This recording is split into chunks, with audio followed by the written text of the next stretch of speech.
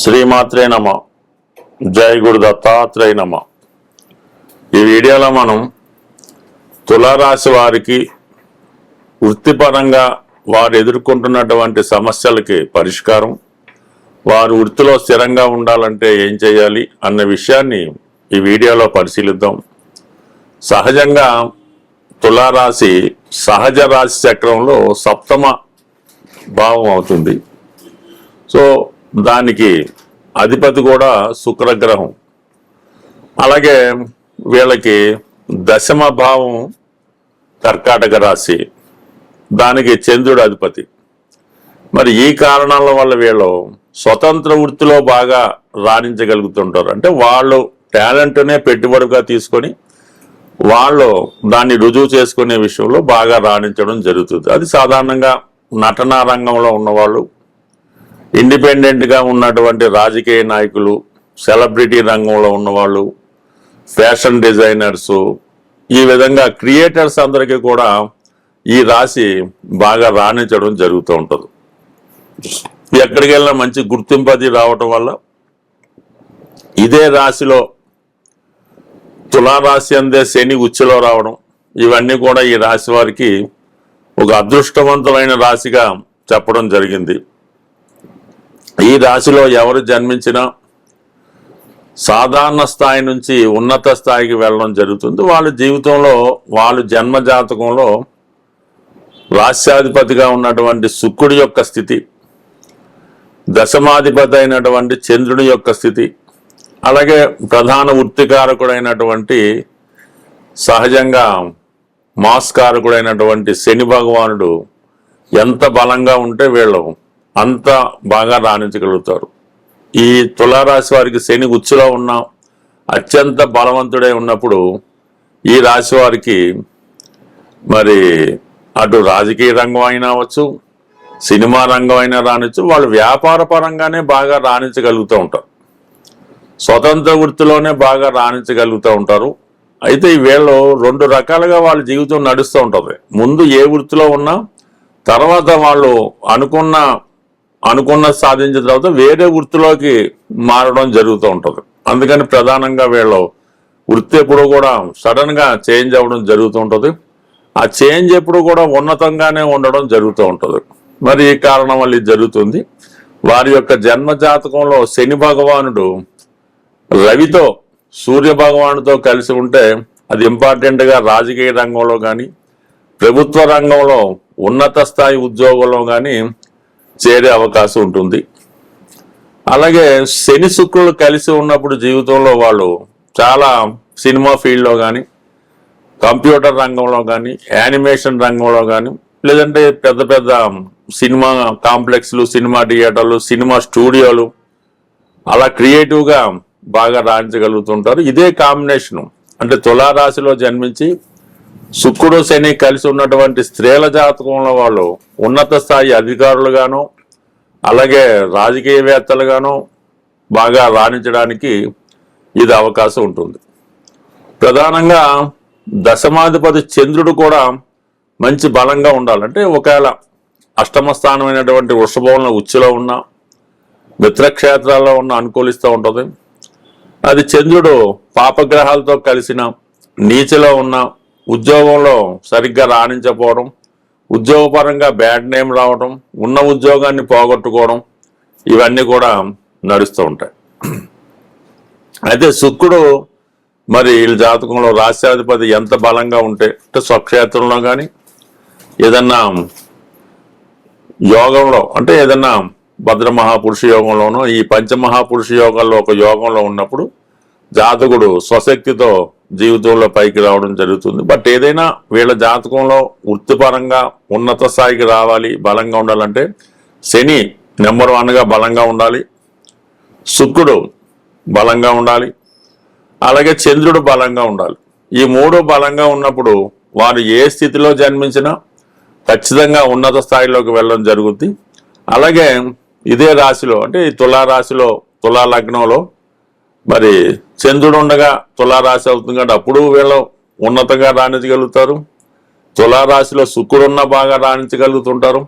అదే శని ఉంటే మరింత ఉన్నత స్థితికి రావడం జరుగుతుంది. పొరపాటున ఈ దశమాధిపతి అయినటువంటి చంద్రుడు కానీ శని భగవానుడు కానీ 3, 5, 8, 12 స్థానాధిపతులతో కలిసినప్పుడు జాతకుడు తరచూ ఉద్యోగాలు మారడం, ఉద్యోగాలు పోగొట్టుకోవడం ఈ విధంగా ఎక్కువగా నడుస్తూ ఉంటుంది. చాలా సున్నితమైనటువంటి రాశి తులారాశి. వీళ్ళపైన ఎక్కువగా ఇతరుల యొక్క దృష్టి పడే అవకాశం ఉంటుంది. ఎవరైనా సరే, ఏ జాతకుడైనా సరే వృత్తిపరంగా స్థిరపడాలి, ఎక్కువ ఆదాయం సంపాదించాలి అనుకున్నప్పుడు మరి ఈ జ్యోతిష శాస్త్రంలో రాశి చక్రం అన్నది ప్రధానం. ఇప్పుడు మనం దేనికోసం అయితే మాట్లాడుకున్నామో అది రాశి చక్రం. అందులో 12 భావాలు, దశమ భావం ఇంపార్టెంట్గా బలంగా ఉండాలి. దాని తర్వాత ఏంటంటే నవాంశ అని ఉంటుంది, అది అందరికీ తెలుసు. అది అదృష్టాన్ని తెలియజేస్తుంది అన్నమాట. వివాహ విషయాల్ని తెలియజేస్తుంది, అదృష్టాన్ని చెప్తూ ఉంటుంది. ఈ గ్రహం ఈ దశమాధిపతి అనుకుందాం, లేదంటే రాశ్యాధిపతి అనుకుందాం, లగ్నాధిపతి అనుకుందాం. నవాంశలో ఎంత బలంగా ఉన్నాడు అన్నది ఇంపార్టెంట్. రాశిచక్రంలో నీతిలో ఉన్నాడు, ఏమి పాపగ్రహాలతో చూడబడుతున్నాడు, చాలా బలహీనంగా ఉన్నాడు అనుకుందాం. వెంబటనే నవాంశ చక్రం చూసినప్పుడు అందులో ఉచ్చ స్థితిలో మిత్రగ్రహాలతో శుభంగా ఉంటే జాతకుడు తను ఉన్న స్థాయి నుంచి ఉన్నత స్థాయికి ఎదగడానికి ఈ నవాంశలో ఉన్న బలం కారణమవుతుంటుంది. అలాగే రాశి చక్రంలో చాలా ఉచ్చులో ఉన్నాడు, బ్రహ్మాండంగా రాణించగలుగుతున్నాడు. అయితే నవాంశలో బలహీనంగా ఉంటే ఉన్నత స్థాయి నుంచి డౌన్ఫాల్ అవడం జరుగుతుంటుంది. ఇది నవాంశ యొక్క ప్రత్యేకత. దీనితో పాటుగా వృత్తి నిర్ణయించడంలో దశాంశ అన్నది ఇంపార్టెంట్గా ఉంటుంది. ఈ దశాంశ చక్రం కూడా బలంగా ఉండాలన్నమాట. అంటే కేంద్రాలు, కోణాలు, అలాగే లగ్నం, అంటే మొత్తం స్ట్రెంత్. రాశి చక్రం చూడగానే దుస్థానాలు ఖాళీగా ఉండడం, కోణాల్లో గ్రహాలు, కేంద్రాల్లో గ్రహాలు, రాశిలో శుభగ్రహం ఇవన్నీ ఉన్నప్పుడు దాంతోపాటుగా ఒరిజినల్ రాశి చక్ర రాశ్యాధిపతి దశమాధిపతి కూడా ఎంత బలంగా ఉంటే అంత బలంగా జాతకుడు రాణించడం జరుగుతూ ఉంటుంది. మన వృత్తిలో రాణించాలంటే నవాంశ చక్రంలో ఉన్నటువంటి నవాంశ లగ్నాధిపతిని స్ట్రెంత్ చేసుకోవాలి. ఆ రాశ్యాధిపతికి చెందినటువంటి, అంటే నవాంశ లగ్నాధిపతి కాకుండా దశాంశ లగ్నాధిపతి ఎవరైతే అవుతారో, కన్ఫ్యూజ్ అవ్వకండి, దశాంశ లగ్నాధిపతి ఎవరైతే అవుతారో ఆ గ్రహాన్ని స్ట్రెంత్ చేసుకోవడం వల్ల జాతకుడు తొందరగా జీవితంలో సెటిల్ అవ్వడం జరుగుతుంది. ఉద్యోగంలో కూడా గ్రోత్ రావడం జరుగుతూ ఉంటుంది. అది పట్టుకోవాలి జాగ్రత్తగా. అది అందరికీ ఒకటే ఉండదు, రకరకాలుగా ఉంటుంది. దాని తర్వాత ప్రధానంగా పరాశర మహర్షితో పాటు జమిని మహర్షి కూడా మనకి జ్యోతిష్ శాస్త్రాన్ని ప్యారలల్గా ఇవ్వడం జరిగింది. అందులో అక్కడ ఈ రాశి చక్రంలో ఉన్నటువంటి గ్రహాల స్థితిని బట్టి ఆత్మకారకుడు, అమాత్యకారకుడు ఇలాగా నిర్ణయించడం జరిగింది. అవి ఆ కారకత్వాల్లో ఉద్యోగపరంగా మనకు కావాలంటే అమాత్యకారకుడు పట్టుకోవాల్సి ఉంటుంది. అంటే మీ యొక్క రాశి చక్రంలోనే వీళ్ళంతా ఉంటారు.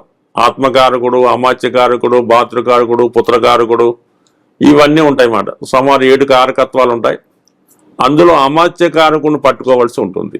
ఆ అమాత్యకారకుడు ఎవరైతే ఉన్నారో ఆ గ్రహానికి సంబంధించిన రోజు మనం ఉపవాసం ఉండి ఆ రోజు పవిత్రంగా ఉంటే మీ వృత్తి ఇంప్రూవ్మెంట్ అవుతుంది. ఇది గొప్ప పరిశోధన తర్వాత ఒక ప్రముఖ జ్యోతిష్యవేత్త చెప్పడం జరిగింది. మరి అదే మీకు అమాత్యకారకుడు శని భగవానుడు అయితే శనివారం నియమంగా ఉండాలి, శుక్రుడైతే శుక్రవారం, రవి అయితే ఆదివారం, ఇది అందరికీ తెలుసు, కుజుడైతే మంగళవారం. ఆ వారం పవిత్రంగా ఉండడం వల్ల ఎటువంటి విష పదార్థాలు కానీ, మత్తు పదార్థాలు కానీ, మద్య మాంసాలు కానీ, స్త్రీ సంగమం కానీ అన్నీ విసర్జించి ఆ రోజు పవిత్రంగా ఉంటే వృత్తిపరంగా మీరు జీవితంలో స్థిరపడడానికి అవకాశం ఉంటుంది. అయితే అందుకనే ప్రతి ఒక్కరు కూడా పూర్వకాలం నుంచి కూడా శనివారం నియమంగా ఉండాలని పెట్టారు. ఎందుకంటే సహజ వృత్తికారకుడు శని భగవానుడు, సహజ రాశిచక్రంలో దశమాధిపతి శని భగవానుడు కాబట్టి శనివారం అన్నది అందరూ కంపల్సరీగా నియమంగా ఉండాలనే నియమం పెట్టడం జరిగింది. అప్పుడు ఆ కాలంలో ఆ స్థాయిని బట్టి జాతకుని యొక్క అభివృద్ధి చెందడం జరిగింది.